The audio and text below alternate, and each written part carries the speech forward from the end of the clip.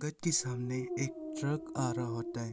अंगद उस ट्रक से लिफ्ट मांगता है। उस ट्रक के अंदर से सरदार जी निकलता है और कहता है, आप कहाँ जाने चाहते हो?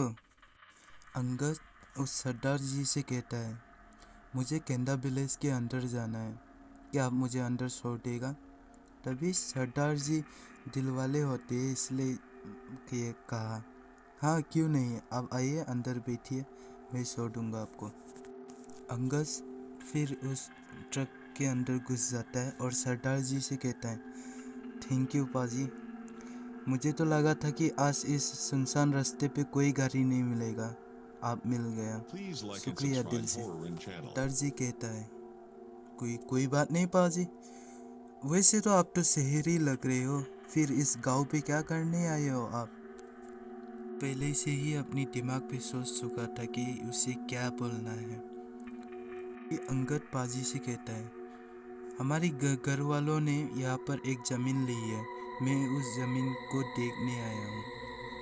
सरदार जी ने अपनी गाड़ी स्टार्ट किया और आगे चला और उस अंगद से भी कहा, गांव वाले लोग दूसरी जगह जाके ज़मीन खरीदता है और आप केंदा विलेज में आके ज़मीन खरीद ले हो, क्यों? हमारे गांव वाले पहले इसी गांव में रहा करता था, तो अब कोई भी इधर नहीं रहता, तो मैंने सोचा इस ज़मीन को आके देख लूँ और अच्छे दाम पे बेच दूँ।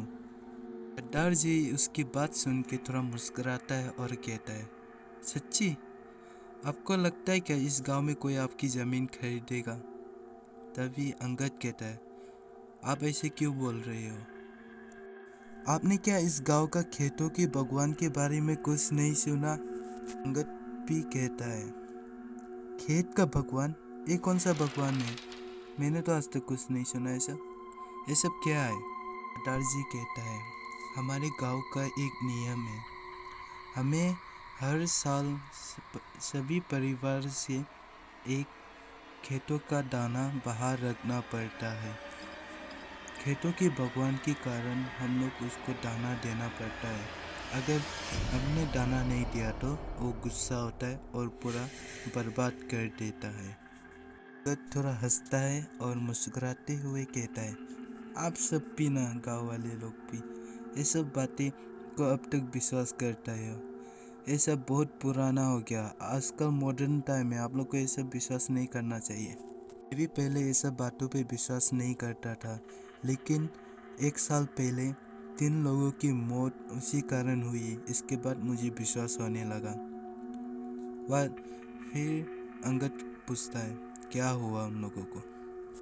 गया साल में इधर अपनी चीज़ें पहुंचाने आया था उस दुकान वाले को, तभी मैंने गांव वालों से एक बातें सुना कि 3 लोगों की मौत हो चुकी है। उन लोगों की शरीर कुछ इस तरह से गिरा हुआ था और खून पूरा भरा हुआ था कि उन्हें कोई इंसान नहीं मार सकता था इस तरह।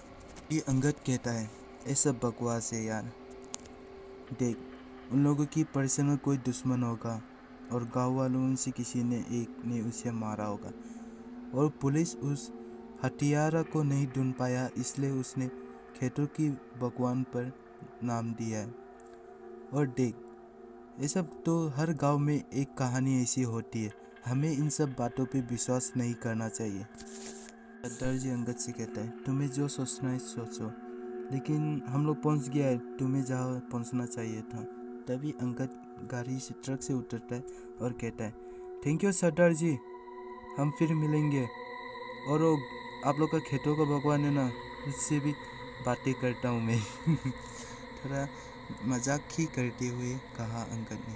सरदार जी फिर उसे वार्निंग देते हुए कहता है, तुम अपना ख्याल रखना और शायद तुम उस खेतों की भगवान से ना मिलो, क्योंकि आज तक जिसने उसे देखा है आज तक कोई जिंदा वापस नहीं आया। तभी अंगद कहता है, थैंक यू सरदार जी, चलते हैं। अब सरदार जी वहाँ से चला चुका था और अंगद अपनी पॉकेट से फ़ोन निकालता है और किसी को फ़ोन करता है।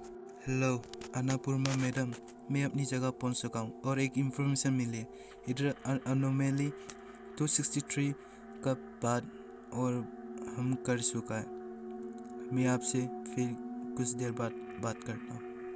और दूसरी साइड सरदार जी अपनी अरविंद की शॉप पे पहुंच चुका था और अरविंद से सारी बातें भी करता है और उस अंगद के बारे में भी बता देता है कि गांव में एक नया लड़का आया है। और दुकान वाला अरविंद कहता है, मुझे नहीं लगता है कि उसे कोई ऐसा ज़मीन बेचेगा और ज़मीन खरीदेगा उससे। मुझे भी नहीं मालूम, मुझे तो अच्छे घर के लड़का लग रहा था। सरदार जी ने उसके आगे वाले चाय की दुकान पर देखा कि वहाँ पर एक लड़का बैठा था और अरविंद को देखे ही जा रहा था। सरदार जी अरविंद से कहता है, वो जो आगे पे चाय पी रहा है वो क्या रामू का छोटा भाई बिरजू नहीं है क्या? अब अरविंद ने उस तरफ मुड़ के देखा और उस लड़के को देखते ही अरविंद के मुंह एकदम लाल सा हो गया गुस्से से। हाँ, और रामू का छोटा भाई बिरजू ही है।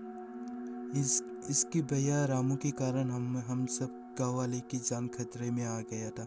हमें तो शुक्रगुजार होना चाहिए कि खेतों के भगवान ने सिर्फ उन 3 लोगों को ही मारा, हम लोग को नहीं मारा। उस हादसा के बाद ये लोग सब गांव छोड़ के चला गया था, अब फिर वापस आ गया।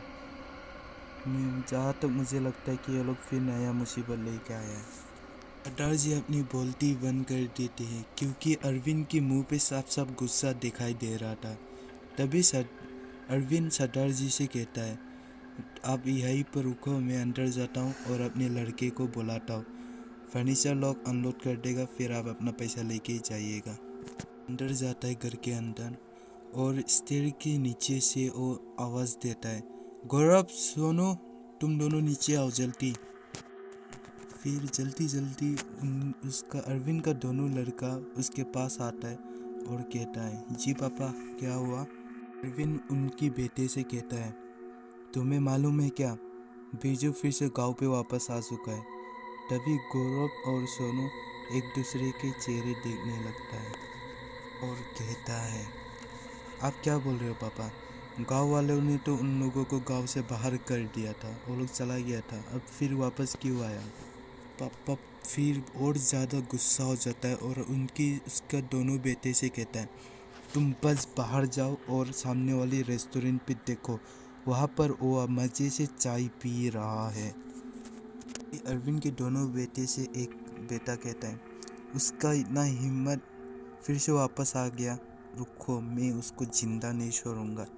तभी अरविंद कहता है, नहीं अभी अपनी गुस्से को कंट्रोल करो, सरदार जी की गाड़ी से पहले हमारी सामान सब उतारो, उसके बाद देखेंगे। अभी कुछ नहीं करना है, हमें कुछ दिनों के लिए बिरजू को सिर्फ निगाह ये रखना है कि वो क्या करने फिर गांव पे वापस आया है। उसको रंगे हाथ पकड़ेंगे और हमें उसे सबक सिखाना है, समझा? इसकी कहानी इतनी टिकी, कल की कहानी फिर कल लेके आएंगे नए एपिसोड के साथ। बने रहे, कहानी सुनिए हमारे साथ।